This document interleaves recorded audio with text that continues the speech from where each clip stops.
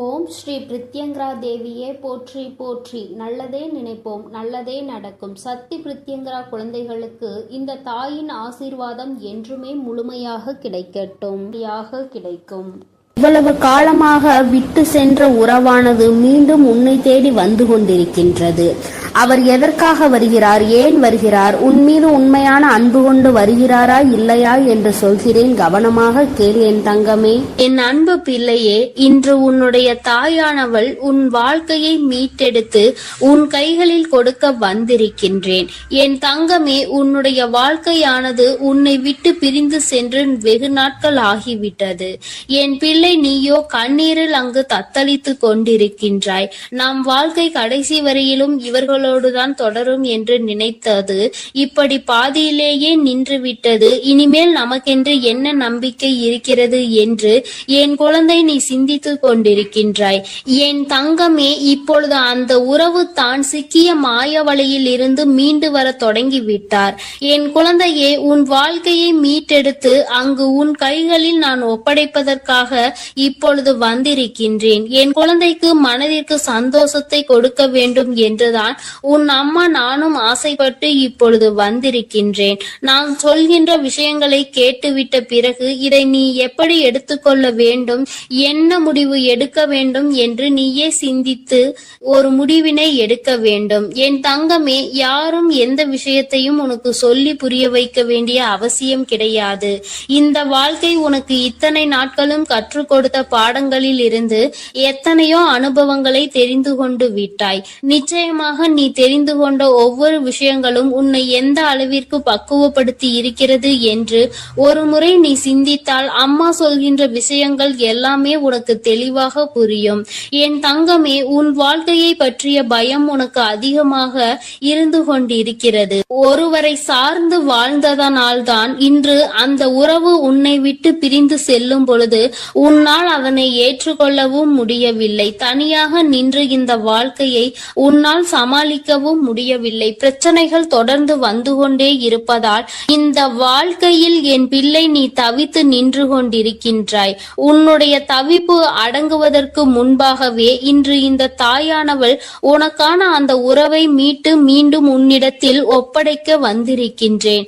அதற்கான நல்ல வாக்கினை கொண்டு என் தங்கமே நான் வந்திருக்கின்றேன். அதனால் இந்த பதிவினை முழுமையாக கேள். என் தங்கமே, உன்னை விட்டு பிரிந்து சென்ற உறவு எங்கே சென்றது, அங்கே அவர்களுக்கு என்ன நேர்ந்தது என்பதையும் முழுமையாக நீ தெரிந்து கொள்ள வேண்டும். ஏனென்றால் இந்த வாழ்க்கையில் அவர்கள் கற்று தேர்ந்த சில விஷயங்களை நீ தெரிந்து கொள்ள வேண்டும் அல்லவா? ஒரு உறவு உன்னை இந்த அளவிற்கு காயப்படுத்தி உன்னை தத்தளிக்க விட்டு சென்றிருக்கிறது என்றால் இதனால் என்ன பலன் கிடைத்தது, என்ன லாபத்திற்காக அல்லது எந்த மன நிம்மதிக்காக அவர்கள் விட்டு சென்றார்கள் என்பதனை நீ தெரிந்து கொள்ள வேண்டும் அல்லவா? என் தங்கமே, இந்த சூழ்நிலையில் நிச்சயமாக என் குழந்தை நீ அதை தெரிந்து கொண்டால் உன்னுடைய மனதிற்கு நிச்சயமாக மிகப்பெரிய தெளிவு கிடைக்கும்.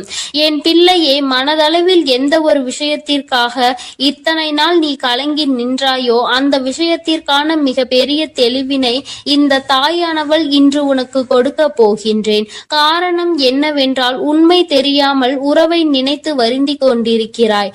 அதைதான் இன்று அம்மா உனக்கு தெரிய வைக்க முயற்சி செய்கின்றேன். என் தங்கமே, நீ நம்பிய உறவானது தேடி சென்றது இன்னொரு உறவை. அது மட்டுமல்லாமல் அங்கே அவர்களுக்கு இதைவிட சந்தோஷமான வாழ்க்கை இருப்பதாக நினைத்து உன்னை விட்டு அங்கே சென்றிருக்கிறார்கள்.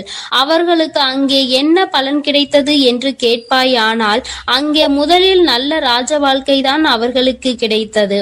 அந்த ராஜ வாழ்க்கையை சந்தோஷமாக வாழ்ந்து கொண்டிருக்கின்ற நேரத்தில் தான் அவர்கள் வாழ்க்கையில் விழுந்தது மிக பெரிய பிரச்சனை. யாரை நாடி சென்றார்களோ, உன்னை விட்டு எப்படி இன்னொரு உறவை நாடி சென்றார்களோ அதுபோல அவர்கள் நாடி சென்ற உறவு உன் உறவை விட்டு வேறொரு உறவை தேட ஆரம்பித்து விட்டது. வாழ்க்கையில் ஏமாற்றம் என்றால் என்ன, அவமானங்கள் என்றால் என்னவென்பதை தெரிந்து கொள்ள வேண்டும் அல்லவா? மிகவும் எளிதாக ஒருவருக்கு துரோகத்தை செய்து விட்டேன், அதனினுடைய பலனை அடையாமல் விட்டால் எப்படி? அந்த பலனை தான் அவர்கள் அடைவதற்கு இன்று தயாராகி இருக்கின்றார்கள்.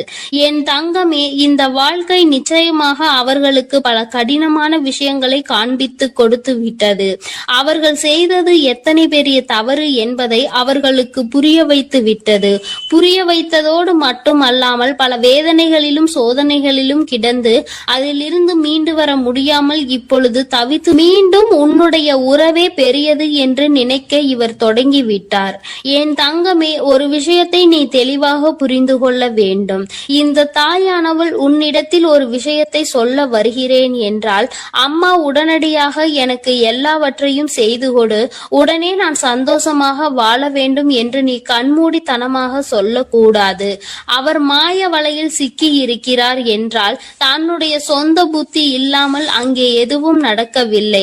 தன்னுடைய வாழ்க்கை, அதிலும் தன்னை நம்பிய ஒரு உறவு, தன்னை விட்டால் யாருமே அந்த உறவுக்கு இல்லை என்கின்ற நிலை, இந்த நிலை எல்லாம் உணர்ந்த பிறகும் கூட ஒருவருக்கு துரோகத்தை செய்ய முடிகிறது என்றால், இவர்கள் மீண்டும் உன்னை நாடி வந்து உன்னோடு இருக்கும் பொழுது வேறு ஒரு உறவை தேடினால் அதனால் தவறு யார் மேல் வரும் என்பதை ஒருமுறை நீ சிந்தித்து பார்.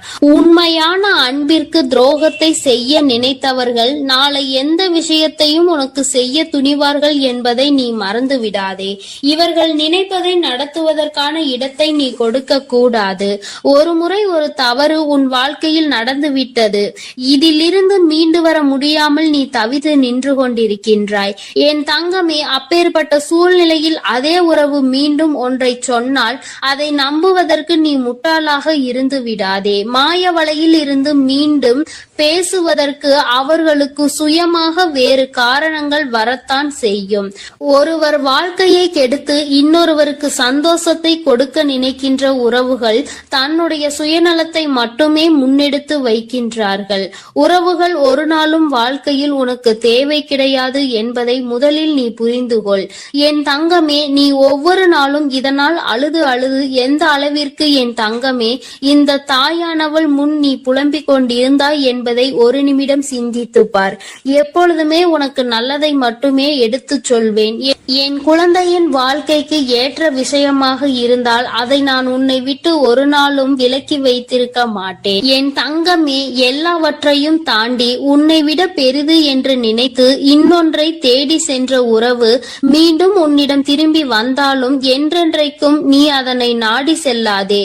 உண்மையான உன் மீது அன்பு கொண்ட உறவாக இருந்தால் அந்த உறவு ஒருபொழுதும் இன்னொருவரை தேடி செல்லாது. என் தங்கமே, இது பொய்யான உறவு என்பதை நீ புரிந்து கொள்ள வேண்டும். அதனால் என் பிள்ளையே, எதுவானாலும் சிந்தித்து முடிவெடு. மீண்டும் ஒரு ஏமாற்றத்தை ஒருவேளை கொடுத்தால் அதை உன்னால் தாங்கிக் கொள்ள முடியும் என்று நீ நம்பினால் மட்டுமே இந்த வாழ்க்கையை நீ தேர்ந்தெடுக்கலாம். இல்லை, எனக்கு வேண்டாம், என்னால் முடியாது என்று நீ சொல்வாயானால் நிச்சயமாக நீ தப்பித்து கொள்ள வேண்டும் என்றுதான் அம்மா சொல்கின்றேன். என் குழந்தையே, வாழ்க்கையில் உண்மையான அன்பினை கொடுக்க எத்தனையோ பேர் இருக்கிறார்கள். பொய்யான அன்பிற்காக உன்னுடைய வாழ்க்கையை நீ தொலைத்துவிடக் கூடாது என்றுதான் அம்மா சொல்கின்றேன். என் குழந்தையின் மனதில் இருக்கின்ற இந்த எண்ணங்களை அம்மா நான் நிச்சயமாக புரிந்து கொண்டதன் பலனாக தான் உன்னிடத்தில் சொல்கிறேன். வேண்டாம் என்று முடிவெடுத்து விட்டால் என்னிடம் வா, அம்மா உனக்கான ஆறுதலை கொடுக்கிறேன். வேண்டும் என்று முடிவெடுத்தால் அந்த வாழ்க்கை உன்னுடைய பொறுப்பு. இனி உன் வாழ்க்கையை நீதான் பார்த்து கொள்ள வேண்டும். அதில் மட்டும் நீ கவனமாக இருந்து விட்டால் போதும். அம்மா உன்னை எப்பொழுதுமே கைவிட மாட்டேன் என்பதை மட்டும் நீ தெளிவாக புரிந்து கொண்டால் போதும். என் அன்பு பிள்ளையே, உன்னை விட்டு சென்ற உறவு மீண்டும் உன்னை தேடி வருகிறது. அதற்கான காரணம் என்னவென்று முழுவதுமாக கேட்டு தெரிந்து கொண்டு அம்மா சொல்லும் முடிவை உடனே எடு. ஏனென்றால் என் அன்பு குழந்தை இப்பொழுது மிகவும் கோபத்தில் இருக்கிறது. தன்னுடைய செயல்கள் பிடிக்காமல் மனமுடைந்து போய் இருக்கிறது. உன்னை விட்டு சென்ற உறவு நிரந்தரமாக இல்லாமல் போகட்டும். இனி எனக்கு அவர்கள் வேண்டாம் என்று அவர்களை வெறுத்து என் அன்பு குழந்தையானது இப்பொழுது மனதை கல்லாக்கி கொண்டு உட்கார்ந்திருக்கிறது. ஆரம்ப கட்டத்தில் அந்த உறவின் மீது உயிராய் இருந்தாய். இப்பொழுது அவர்கள் செய்த சிறு தவறுக்காக அவர்கள் வாழ்க்கையிலே நிரந்தரமாக வேண்டாம். என்னுடைய விஷயங்கள் அனைத்தையும் அவர் தவறாக புரிந்து கொண்டார், தவறாக செயல்பட்டார், என் வாழ்க்கையில் துரோகத்தை விளைத்தார்கள். இனிமேல் அவர்களுக்கு என் வாழ்க்கையில் இடமே இல்லை என்று அந்த நபரை என் அன்பு குழந்தை வெறுத்து விட்டது. ஆனால் அந்த தவறு அவர்கள் செய்தார்கள், நானும் அதை ஒப்புக்கொள்கிறேன். ஆனால் என் அன்பு பிள்ளையே, நீ மனதுருகி அழுதாய் அல்லவா? அதனுடைய கர்மா இப்பொழுது அவர்களை வாட்டி வதைத்து கொண்டிருக்கிறது. அவர்கள் வாழ்க்கையில் நரக வேதனையை அனுபவித்தார்கள். ஏனென்றால் என் அன்பு குழந்தை உண்மையாக இருந்தது, அவர்களையே முழுமையாக நம்பி இருந்தது. ஆனால் அவர்கள் துரோகம் செய்து ஏமாற்றி விட்டார்கள். ஒரு உண்மையான உறவை அலட்சியம் செய்தது உண்மைதான் என் அன்பு குழந்தையே. ஆனால் அவர்கள் பட்ட துன்பம் இருக்கிறதே, அது நரக வேதனை. தினம் தினம் உனக்கு செய்த துரோகத்திற்காக கர்ம வினை அவர்கள் வாழ்க்கை முழுவதுமே நடந்து கொண்டிருக்கிறது. சில காலத்திலே நல்லது எது, கெட்டது எது, நல்ல உறவு எது, பொய்யான உறவு எது என்று உன் உறவானது புரிந்து கொண்டது. உன் தாயானவள் அதை தெரியப்படுத்தி விட்டேன். ஆனால் சில நேரங்களில் என் அன்பு குழந்தையே, உறவை இழந்து விட்டோம், நம் வாழ்க்கையில் மறுமுறை அந்த உறவு கிடைக்காதா என்று சில நேரங்களில் நீ சிந்திக்கிறாய். ஆனால் சில நேரங்களில் எனக்கு துரோகம் செய்த உறவு மறுமுறை எனக்கு எப்படி துரோகம் செய்யாமல் இருக்கும், அதனுடைய குணத்தை எப்படி மாற்ற முடியும், அதனுடைய செயல்களையும் எண்ணத்தையும் எப்படி மாற்ற முடியும் என்று சந்தேகமும் ஏற்படுகிறது. அதனால் அவர்கள் நிரந்தரமாக நம் வாழ்க்கையில் வேண்டாம் என்று என்னுடைய தங்க பிள்ளையானது முடிவெடுத்திருக்கிறது. ஆனால் இந்த முடிவை நீ கொஞ்சம் மாற்றிக்கொள்ள வேண்டும்.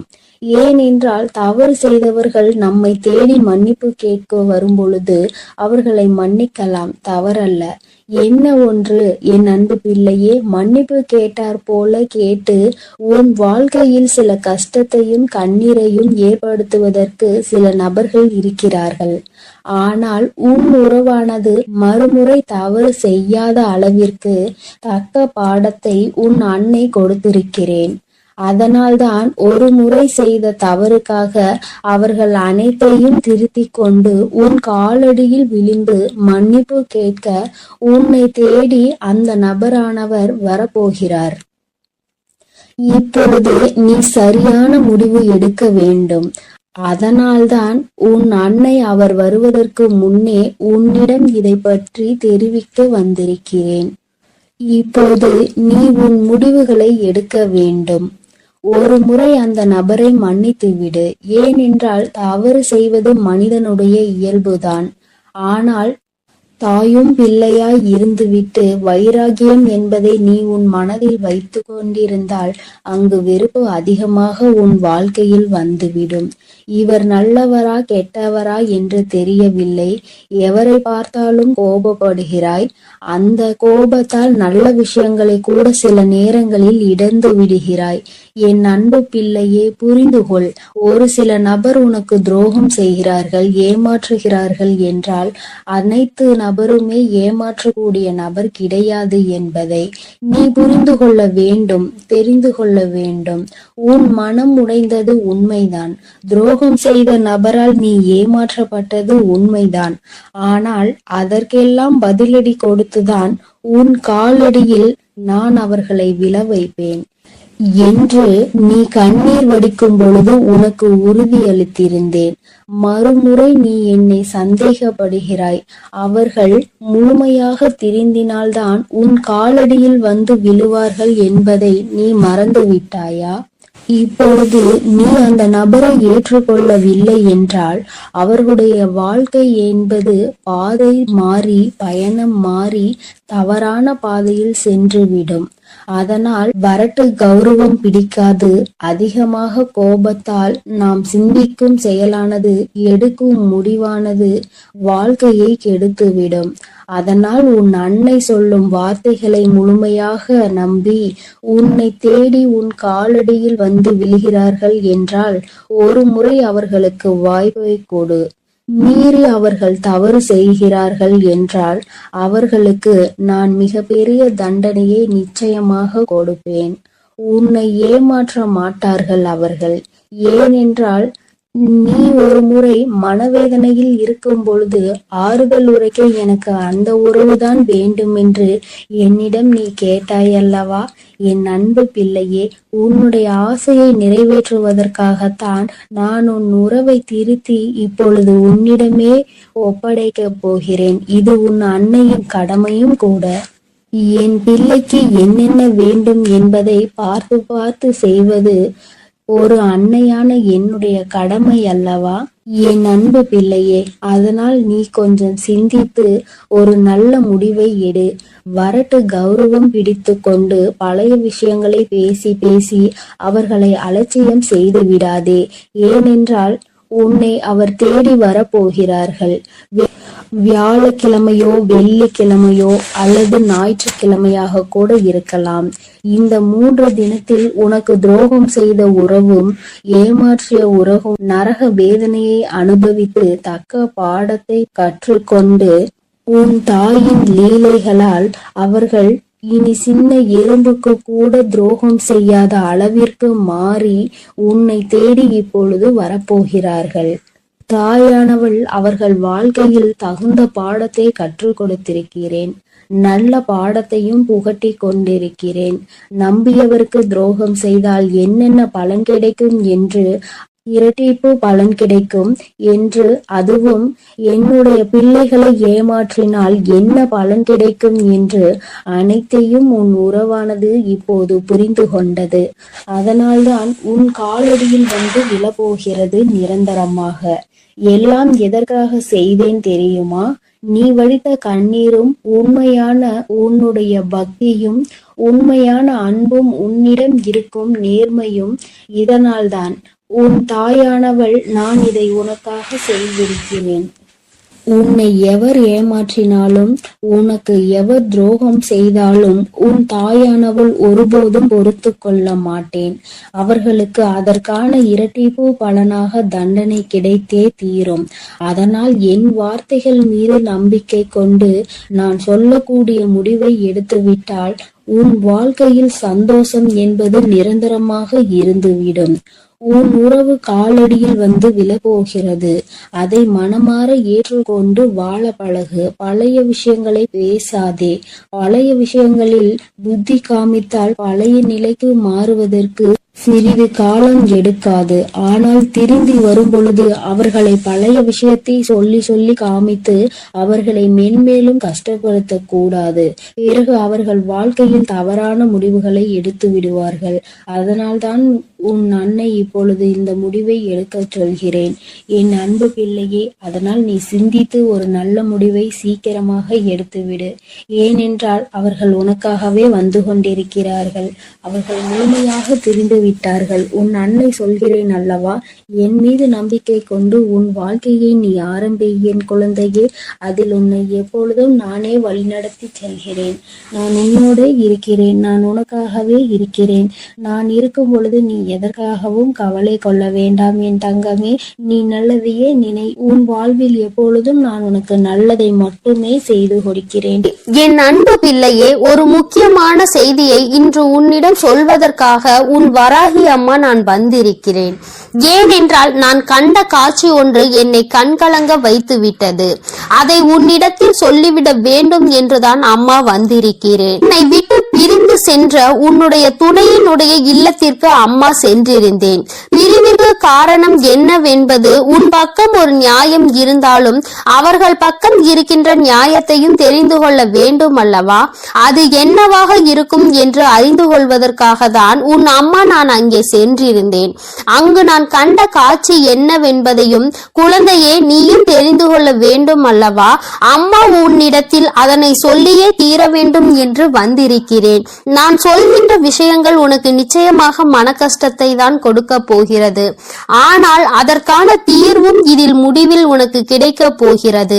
அதற்கு காரணம் என்ன தெரியுமா? நீ குழம்பிக் கொண்டிருக்கின்ற இந்த விஷயம் உனக்கு முதலில் தெளிவான பதிலை கொடுக்கும். அதன் பிறகு நல்லதொரு முடிவை கொடுக்கும். என் குழந்தையே, வாழ்க்கை துணை என்று அம்மா சொல்வது உனக்கு திருமணம் முடிந்த வாழ்க்கை துணையாகவோ அல்லது இப்பொழுது உன்னோடு பழகி கொண்டிருக்கிற உன்னுடைய எதிர்காலத்தில் உனக்கு துணையாக வரப்போகின்றவர் என்று நினைத்து கொண்டிருப்பவர் யாரோ ஒருவர்.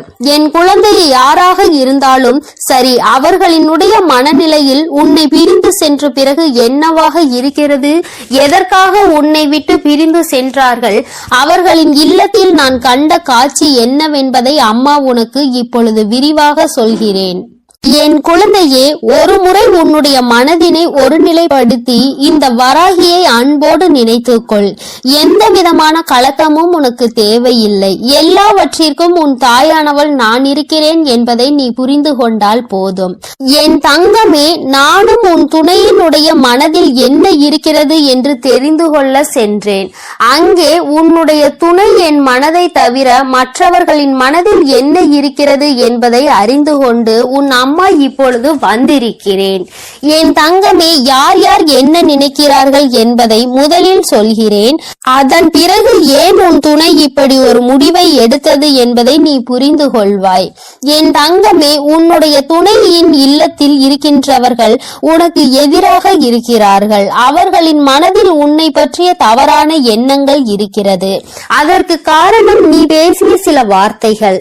நீ பேசியது நியாயமாகவே இருந்தாலும், உன் பக்கம் நியாயம் இருந்தாலும் அது அவர்கள் பக்கம் தவறாக தான் தெரிகின்றது. ஏனென்றால் எல்லோருமே தான் நினைப்பதுதான் சரி என்று நினைக்கிறார்கள் அல்லவா? அவர்களினுடைய எண்ணங்களும் அப்படிதான் இருந்து கொண்டிருக்கிறது. என் தங்கமே, அது மட்டும் அல்ல, அவர்களுக்குள் ஏற்பட்ட அந்த எதிர்மறையான எண்ணத்தை உன்னுடைய துணையின் மனதில் விதைத்து கொண்டிருக்கிறார்கள். அதிகமாக உன்னுடைய துணையின் மனதில் தேவையில்லாத விஷயங்களை கலந்து கொண்டிருக்கிறார்கள்.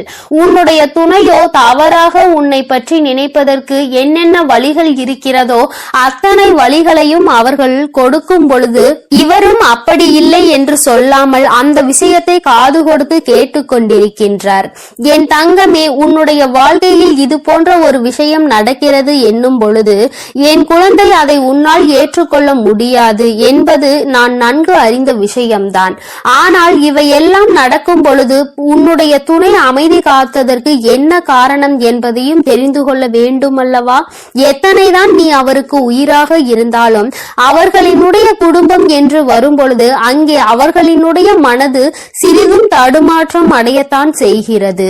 ஏனென்றால் நீ பேசிய வார்த்தைகள் அவர்களுக்கு வேதனையை கொடுத்தது என்று உன் துணையிடம் சொல்லும் பொழுது உன்னுடைய துணை என் மனதும் பெரிது சஞ்சலம் படத்தான் செய்கிறது.